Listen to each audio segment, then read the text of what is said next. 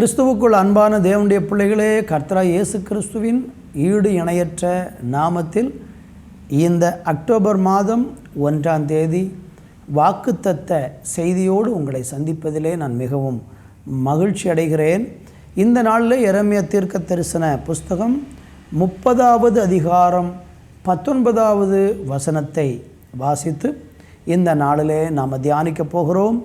கர்த்தர் இன்று நமக்கு என்ன வார்த்தையை கொடுக்கிறார் என்று ஜெபத்தோடு கூட தியானிக்கலாம். வாசிக்கிறேன். அவைகளில் இருந்து ஸ்தோத்திரம் ஆடல் பாடலின் சத்தமும் புறப்படும்.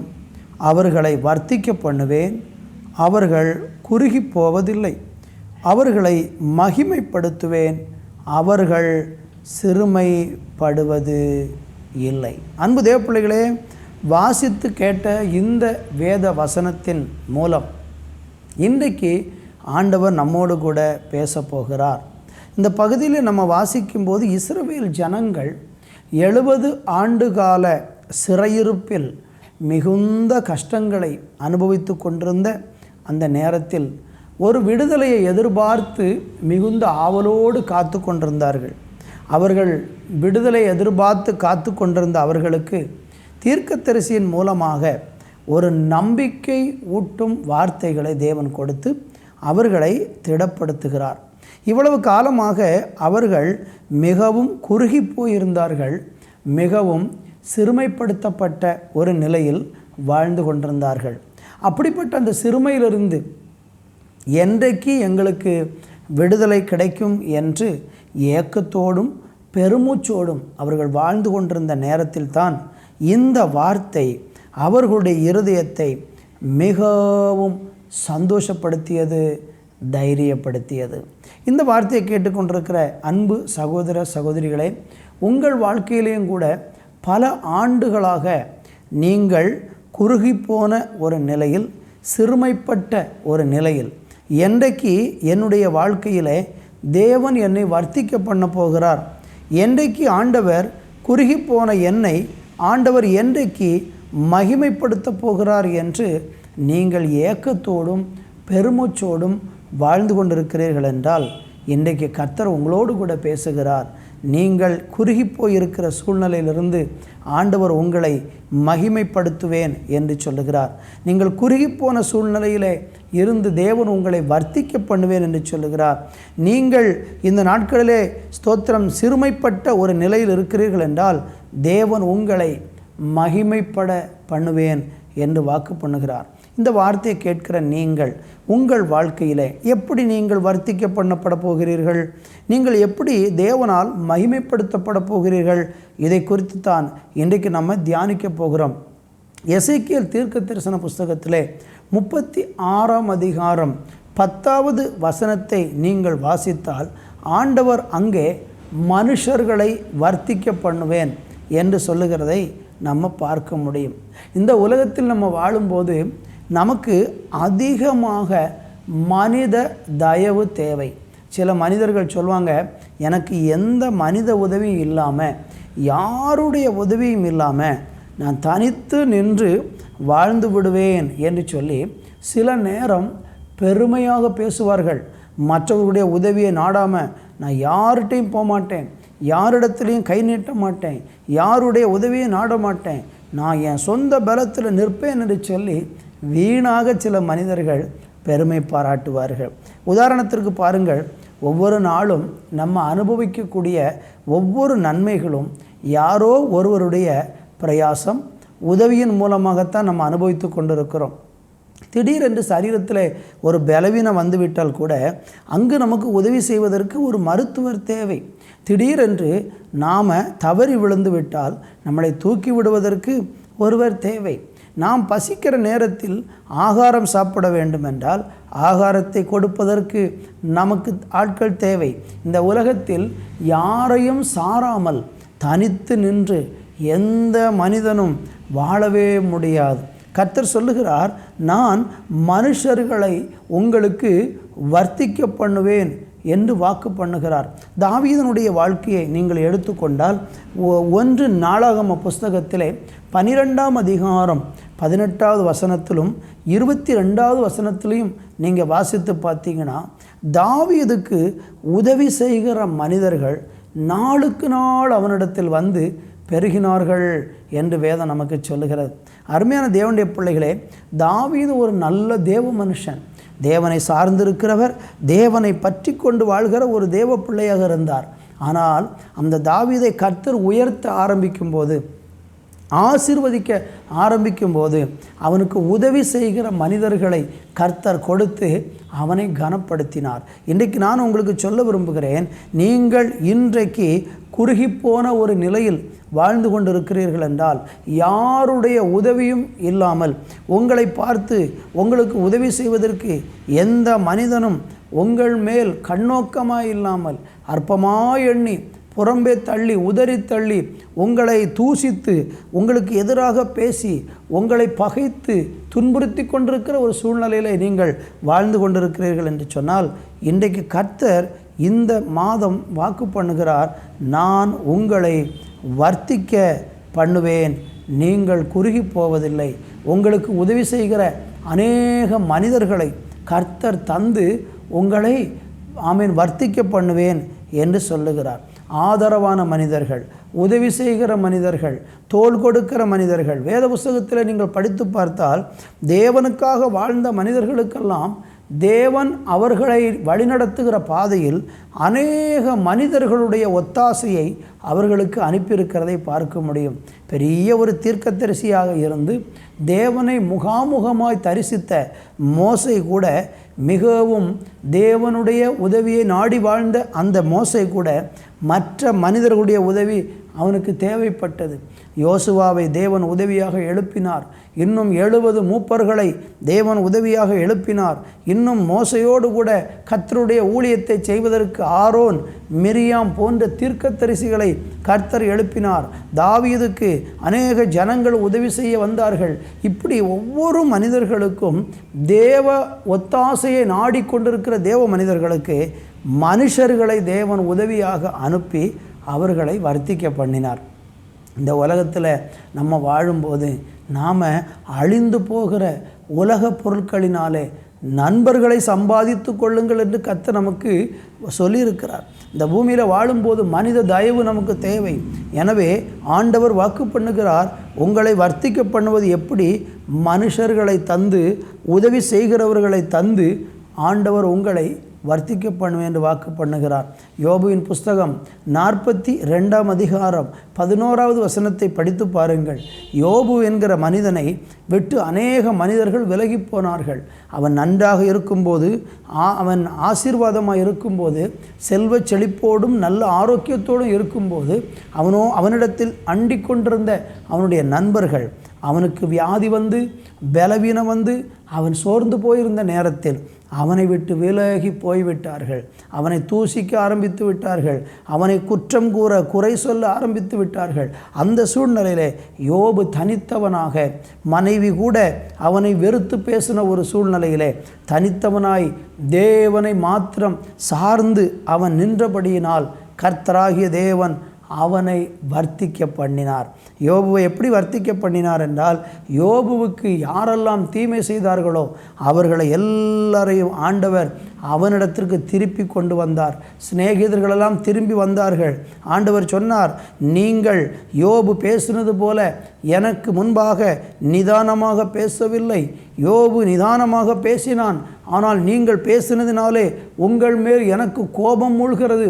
எனவே நீங்கள் இப்பொழுது யோபுவினிடத்திலே போய் உங்களுக்காக அவன் பிரார்த்தனை ஜெபம் செய்யும்படியாகவும் பலி செலுத்தும்படியாகவும் அவனை அண்டிக் கொள்ளுங்கள், அவனிடத்திற்கு செல்லுங்கள் என்று சொல்லி ஆண்டவர் யோபுவினிடத்திற்கு சிநேகிதர்களை அனுப்பிவிட்டார். அவர்களெல்லாம் வந்து அவனுடைய குறைகளை எல்லாம் அறிக்கை செய்து அவனோடு ஒப்புரவான போது யோபு தன் சிநேகிதர்களுக்காக ஜெபம் பண்ணின போது யோபுவின் சிறையிருப்பும் நீங்கியது.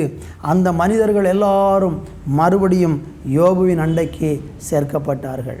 இப்படியாக யோபுவின் அண்டைக்கு சேர்க்கப்பட்ட அந்த மனிதர்கள் அப்புறம் யோபுவை மிகவும் நேசிக்கவும் அன்பு செலுத்தவும் ஆரம்பித்தார்கள். என்னை கவனித்து கொண்டிருக்கிற அன்பு தேவ பிள்ளைகளே, ஆண்டவராகிய தேவன் இன்றைக்கு அநேக மனிதர்களை உங்களுக்கு ஆதரவாய் கொடுத்து உங்களை பெருக பண்ணுவேன் என்று வாக்கு பண்ணுகிறார். இன்னும் எசேக்கியேல் தீர்க்க தரிசனம் 36 அதனுடைய 37 வாசித்து பாருங்கள். அங்கு வேதம் சொல்லுகிறது, மந்தை பெருகுவது போல கர்த்தர் உங்களுக்கு மனுஷர்களை பெருக பண்ணுவேன் என்று வாக்கு பண்ணுகிறார். ஒரு மனிதனை தேவன் வர்த்திக்க பண்ணுவது அவனை நேசிக்கிற, அவனுக்கு உதவி செய்கிற, அவனுக்கு நன்மை செய்யக்கூடிய மனிதர்களை தேவன் ஆதரவாக எழுப்பி அவனை வர்த்திக்க பண்ணுவேன் என்று சொல்லுகிறார். சங்கீதம் 115:14 படித்து பாருங்கள். அங்கு வேதம் சொல்லுகிறது, கர்த்தர் உங்களையும் உங்கள் பிள்ளைகளையும் வர்த்திக்க பண்ணுவேன் என்று சொல்லுகிறார். தேவன் நேசிக்கிற பிள்ளைகளை கொடுத்து தேவன் இந்த நாட்களிலே ஸ்தோத்திரம் வர்த்திக்க பண்ணுவேன் என்று இந்த நாளிலே நமக்கு ஆமென் ஸ்தோத்திரம் வாக்குத்தத்தம் பண்ணுகிறார்.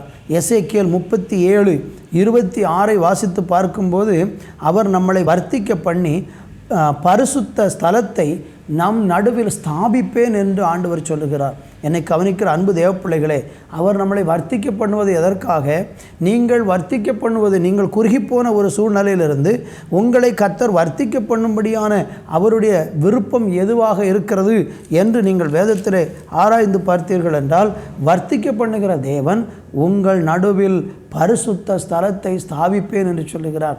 ஒரு மனுஷனை கர்த்தர் வர்த்திக்க பண்ணுகிறார் என்றால் அவர்கள் நடுவில் தேவன் வாசம் பண்ணி அவர்களை ஆசீர்வதிப்பார். இன்னும் நீங்கள் 2 கொரிந்தியர் 9:10 படித்து பாருங்கள். ஆண்டவர் சொல்லுகிறார், நீதியின் விளைச்சலை நான் வர்த்திக்க செய்வேன் அல்லது வர்த்திக்க செய்வார் என்று வேதம் சொல்லுகிறது. நீதியின் விளைச்சலை கர்த்தர் வர்த்திக்க பண்ணுவாராம். இந்த பூமியிலே நாம் செய்யக்கூடிய ஒவ்வொரு கிரியைகளுக்கும் ஏற்ற நல்ல விளைச்சலை, நல்ல பலனை கர்த்தர் வர்த்திக்க பண்ணுவார். இன்றைக்கு நீங்கள் ஊழியம் செய்து கொண்டிருக்கிறீங்களா? ஜெபம் பண்ணி கொண்டிருக்கிறீங்களா? தேவனுக்கு பிரியமான பிள்ளையாக வாழ்ந்து கொண்டிருக்கிறீங்களா? நீங்கள் நீதியை செய்ய வேண்டும் என்று விரும்பி நீங்கள் நீதிக்காக தைரியமாக வைராக்கியமாக நின்று கொண்டிருக்கிறீங்களா? கர்த்தர் சொல்கிறாரு, உங்கள் நீதியின் விளைச்சலை கர்த்தர் வர்த்திக்க பண்ணுவார். நீங்கள் செய்கிற அந்த நீதிக்கெல்லாம் நல்ல பலனை தேவன் தந்து உங்களை ஆசீர்வதிப்பேன் என்று இந்த நாளிலே வாக்கு பண்ணுகிறார். 2வது நம்ம படிக்கும்போது, அவர்களை வர்த்திக்க பண்ணுவேன், அவர்கள் குறுகி போவதில்லை என்று ஆண்டவர் சொல்லியிருக்கிறார். அநேக நேரங்களில் மனிதர்கள் இந்த உலகத்தில் குறுகி போகிறதை பார்க்கிறோம். ஒரு நிலையில் இருக்கிற மக்கள் அவர்கள் இருக்கிற நிலையிலிருந்து கொஞ்சம் கொஞ்சமாக குறுகி போகிறதை நம்ம பார்க்கிறோம். அவர்கள் நல்ல நிலையில் இருக்கிற பல மனிதர்கள் இன்றைக்கு குறுகி போன நிலையில், குறைந்து போன நிலையில், வர்த்திக்க பண்ணுகிற நிலையிலிருந்து அவர்களுடைய வாழ்க்கையில் எல்லாமே குறைந்து போனது. பலன் குறைந்தது, பொருளாதாரம் குறைந்தது, சமாதானம் குறைந்தது, இப்படி பல நிலையில் மனிதர்கள் குறுகி போகிறதை பார்க்கிறோம். ஆனால் நீங்கள் கர்த்தரை விசுவாசித்து தேவனை பின்பற்ற உங்கள் வாழ்க்கையில் இடம் கொடுத்து தேவனுக்கு பிரியமாய் ஜீவிப்பேன் என்று நீங்கள் உறுதியாக உள்ளத்தில் நம்பி காத்திருந்தால், கர்த்தர் சொல்லுகிறார், உங்களை அவர் குறுகி போக விடவே மாட்டார், குறுகி போவதில்லை என்று கர்த்தர் சொல்லுகிறார். ஏன் ஆண்டவர் குறுகி போவதில்லை என்று சொல்லுகிறார்? எப்படி கர்த்தர் அதை சொல்லுகிறார் என்றால், ஏசாயா 59:1 நீங்கள் படித்து பார்த்தால், கர்த்தருடைய கை ரட்சிக்க கூடாதபடிக்கு அவருடைய கை குறுகி போகவில்லை என்று வேதம் சொல்லுகிறது. ஆண்டவருடைய கை குறுகி போனது கிடையாது. அவர் நமக்கு தாராளமாக நம்முடைய கைகளை திறந்து நம்மளை அவர் ஆசீர்வதிக்கிற தேவனாக இருக்கிறார். ஆனால் பூமியிலே துன்மார்க்கருடைய ஆயுசு நாட்கள் குறுகி போகும் என்று நீங்கள் நீதிமொழிகள் 10:27 படிக்கும் பொழுது, துன்மார்க்கருடைய வருஷம் குறுகி போகிறது. இந்த பூமியிலே தேவன் நீதிமானாய் வாழக்கூடிய மனிதனுடைய ஆயுசு நாட்களையே கர்த்தர் என்ன செய்கிறார்? குறுகி போக விடாமல் வர்த்திக்க பண்ணுகிறாராம். நீங்கள் பூமியில் அதிக நாட்கள் வாழ்ந்திருக்கும்படிக்கு கர்த்தர் உங்களை வர்த்திக்க பண்ணுகிறார். ஆனால் துன்மார்க்கமாய் ஒரு மனுஷன் வாழ்கிறான் என்றால் அவனுடைய நாட்கள் குறுகி கொண்டே இருக்கும். அவன் சீக்கிரத்தில் இந்த உலகத்தை விட்டு மறைந்து போய்விடுவான், அழிந்து போய்விடுவான். ஆனால் நீதிமான்களை கர்த்தர் என்ன செய்வார்? அப்படியே வர்த்திக்க பண்ணுவார் என்று வேதம் நமக்கு சொல்லுகிறது. 3வதாக நம்ம படிக்கும் பொழுது அந்த வசனத்தில் அவர் சொல்லுகிறார், அவர்களை வர்த்திக்க பண்ணுவேன், அவர்கள் குறுகி போவதில்லை, அவர்களை மகிமைப்படுத்துவேன் என்று சொல்லுகிறார். பாருங்கள், ஆண்டவரை நாம் மகிமைப்படுத்தணும். காரணம், அவர் ஏராளம் நன்மைகள் நமக்கு செய்திருக்கிறார். அவரை மகிமைப்படுத்துவது நம்முடைய வாழ்க்கையில் ஒரு சிறந்த காரியமாக எதிர்பார்க்கிறார். ஆனால் கர்த்தர் இங்கே சொல்கிறாரு, நான் அவர்களை மகிமைப்படுத்துவேன் என்று சொல்லுகிறார். எப்படி மகிமைப்படுத்துவாராம்? நம் மூலமாக அவருடைய நாமம் மகிமைப்படும்படியாக செய்வார். அதுதான் ஆண்டவர் நம்மளை மகிமைப்படுத்துவேன் என்று சொல்லக்கூடிய காரியமாக இருக்கிறது. உங்கள் வாழ்க்கையின் மூலமாக தேவனுடைய நாமம் மகிமைப்படும். நீங்கள் செய்யக்கூடிய கிரியைகளின் மூலம் தேவனுடைய நாமம் மகிமைக்காக ஆண்டவர் உங்களை பயன்படுத்துவார். அவருடைய நாமத்திற்கு புகழ்ச்சி உண்டாகும்படியாக கர்த்தர் உங்களை கொண்டு மகிமையான காரியங்களை செய்வார் என்பதை இந்த நாட்களிலே நீங்கள் மறந்து விடாதீர்கள். கலாத்தியர்கள் நிறுவ 1 24 வசனத்தை வாசித்து பார்க்கும்போது ஆண்டவருடைய வசனம் சொல்லுகிறது, என்னை பற்றி தேவனை மகிமைப்படுத்தினார்கள் என்று அங்கே நம்ம படிக்கிறோம். பவுல் அப்போஸ்தலன் சொல்கிறாரு, என்னை பற்றி தேவனை ஜனங்கள் மகிமைப்படுத்தினார்களாம். உங்களை நினைக்கும் போது ஜனங்கள் தேவனை மகிமைப்படுத்துகிற விதத்தில் ஆண்டவர் இந்த நாட்களிலே மகிமைப்படுத்துவேன் என்று வாக்கு பண்ணுகிறார். உங்களை நினச்சா மற்றவங்க தேவனை துதிக்கிறாங்களா? உங்களை நினைக்கும் போது ஆண்டவரை ஸ்தோத்திரம் பண்ணுறாங்களா? அல்லது உங்களை நினைக்கும் பொழுது மனிதர்களுடைய இருதயத்தில் கோபம் எழும்புகிறதா, எரிச்சல் உண்டாகிறதா? அப்படியாக நீங்கள் மற்றவர்களுடைய வாழ்க்கையில் மிகவும் வருத்தத்துக்கும் வேதனைக்கும் காரணமாக நீங்கள் வாழ்ந்து கொண்டிருக்கிறீங்களா? இன்றைக்கி கர்த்தர் உங்களுக்கு சொல்கிறாரு, உங்களை அந்த சூழ்நிலையிலிருந்து நான் மாற்றுவேங்கிறாரு. நீங்கள் கர்த்தருக்கு உங்கள் வாழ்க்கையை ஒப்பு கொடுத்து பாருங்கள். நிச்சயமாக உங்கள் மூலம் தேவன் என்ன செய்வார்? மகிமைப்படுத்துவேன் என்று சொல்லுவதை நம்ம பார்க்க முடிகிறது. கடைசியாக அந்த வசனத்தில் என்ன சொல்லப்பட்டிருக்கிறது என்றால், அவர்கள் சிறுமைப்படுவதில்லை என்று சொல்லப்பட்டிருக்கிறது. இன்றைக்கி நிறைய நேரங்களில் நம்ம சிறுமை அனுபவித்து கொண்டிருக்கிறோம். பல மனிதர்கள் மூலமாக சிறுமை அனுபவிக்கிறோம். பல இடங்களில் நாம் சிறுமை அனுபவித்து கொண்டிருக்கிறோம். பாருங்கள், உங்களை எத்தனையோ பேர் இந்த நாட்களில் சிறுமைப்படுத்தின ஒரு சூழ்நிலையில் இன்றைக்கி உங்களை தள்ளியிருக்கலாம். ஆதியாகம புஸ்தகம் 41 52 வசனத்தை படிக்கும்போது, சிறுமைப்பட்ட தேசத்தில் கர்த்தர் என்னை ஆமேன் பெருக பண்ணினார் என்று சொல்லி யோசேப்பு தனக்கு பிறந்த 2வது மகனுக்கு எப்ராஹிம் என்று பெயர் சூட்டுவதை பார்க்கிறோம். என்னை கவனித்து கொண்டிருக்கிற அன்பு தேவனுடைய பிள்ளைகளே, இந்த நாட்களில் கர்த்தர் சொல்லுகிறார், சிறுமைப்பட்ட தேசத்தில் உங்களை அவர் இந்த நாட்களிலே ஆமேன் ஸ்தோத்திரம் பெருக பண்ணுவேன் என்று இந்த நாட்களில் வாக்கு பண்ணுகிறார். நீங்கள் இந்த நாளில் சிறுமைப்படுத்தப்பட்ட நிலையில் இருக்கிறீங்களா? அநேகர் உங்களை சிறுமைப்படுத்தி, வருத்தப்படுத்தி, வேதனைப்படுத்தி, எப்படி யோசேப்பு அந்நிய தேசத்தில் சிறுமைப்படுத்தப்பட்ட ஒரு நிலையில் சகோதரர்களால் புறக்கணிக்கப்பட்டு தள்ளப்பட்ட நிலையில் இருந்தானோ, அந்த தேசத்தில் ஆண்டவர் அவனை சிறுமையை நீக்கி அவனை ஆசீர்வதித்தார்.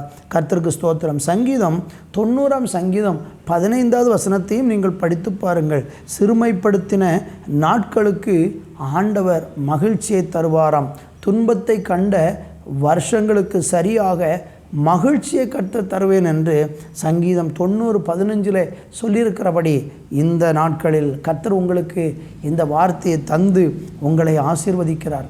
எனவே நான் உங்களுக்காய் ஜெபிக்க விரும்புகிறேன். உங்கள் வாழ்க்கையில் இன்றைக்கு நீங்கள் சிறுமைப்படுத்தப்பட்ட ஒரு நிலையில், இன்றைக்கு நீங்கள் குறுகி போன ஒரு நிலையில் இன்றைக்கு வாழ்ந்து கொண்டிருக்கிறீங்கன்னா, கர்த்தர் உங்களுக்கு வாக்கு பண்ணுறாரு, உங்களை வர்த்திக்க பண்ணுவேன், உங்களை மகிமைப்படுத்துவேன் என்று சொல்லுகிறார். இதை ஆண்டவரிடத்திலிருந்து நம்ம பெற்றுக்கொள்ள வேண்டும் என்றால் நம்முடைய வாழ்க்கை தாவீதின் வாழ்க்கை போல நம்முடைய வாழ்க்கை தேவனுக்காக ஒப்பு கொடுக்கப்பட வேண்டியது அவசியமாக இருக்கிறது. யோசேப்பை போல ஆண்டவருக்காக வாழக்கூடிய ஒரு வைராக்கியம் இந்த நாட்களில் நமக்கு தேவைப்படுகிறது. அப்படிப்பட்ட ஒரு வைராக்கியத்தோடு இயேசுவுக்காக வாழ இன்றைக்கு நம்ம தீர்மானித்தால் கர்த்தர் சொன்ன வார்த்தை உங்கள் வாழ்க்கையில் நிறைவேறும். நான் உங்களுக்கு ஜெபிக்க விரும்புகிறேன். என்னோடு கூட சேர்ந்து இந்த மாதத்தின் ஆசீர்வாதத்திற்காக இந்த மாதம் ஒரு பெருக்கத்தை எதிர்பாருங்கள், ஒரு வர்த்திக்க பண்ணுகிற ஒரு நிலையை நீங்கள் எதிர்பாருங்கள். இந்த மாதத்தில் உங்களுடைய சிறுமை நீங்கும் என்று நீங்கள் நம்புங்கள். இந்த மாதம் நீங்கள் குறுகி போன சூழ்நிலையிலிருந்து கர்த்தர் உங்களை விசாலத்துக்கு கொண்டு வருவார் என்று நம்பிக்கையோடு கூட இந்த வார்த்தையை அறிக்கை செய்யுங்கள். கர்த்தர் உங்களை ஆசீர்வதிப்பாராக நான் ஜெபிக்கிறேன். நல்ல தகப்பனே, இந்த நாளுக்காக உமக்கு ஸ்தோத்திரம். இந்த 1ஆம் தேதி இந்த வாக்குத்தத்த செய்தியை உடைய பிள்ளைகளோடு பகிர்ந்து கொள்ள கர்த்தர் கொடுத்த நல்ல கிருபைக்காக நன்றி. இந்த வார்த்தையை கேட்கிற ஒவ்வொருவருடைய வாழ்க்கையிலையும் ஆண்டவரை சிறுமைப்படுத்தப்பட்ட நிலையில், ஆண்டவரை குறுகி போன நிலையில் உடைய பிள்ளைகள் வர்த்திக்க பண்ணவும் அவர்களை நீர் மகிமைப்படுத்தும்படியாகவும் ஆமேன் ஜெபிக்கிறேனப்பா. யாரெல்லாம் குறுகி போய் ஆண்டவரே ஸ்தோத்திரம் சிறுமைப்படுத்தப்பட்டு கண்ணீரிலும் வேதனையிலும் வாழ்ந்து கொண்டிருக்கிறார்களோ அவர்களுக்கு இந்த மாதம் அப்பா மகிமைப்படுகிற ஒரு மாதமாக, வர்த்திக்க பண்ணுகிற ஒரு மாதமாக என் தேவன் மாற்றி உம்முடைய பிள்ளைகளை ஆசீர்வதித்தருளும். இயேசு கிறிஸ்துவின் நாமத்தில் ஜெபிக்கிறோம் எங்கள் நல்ல பிதாவே. ஆமேன், ஆமேன்.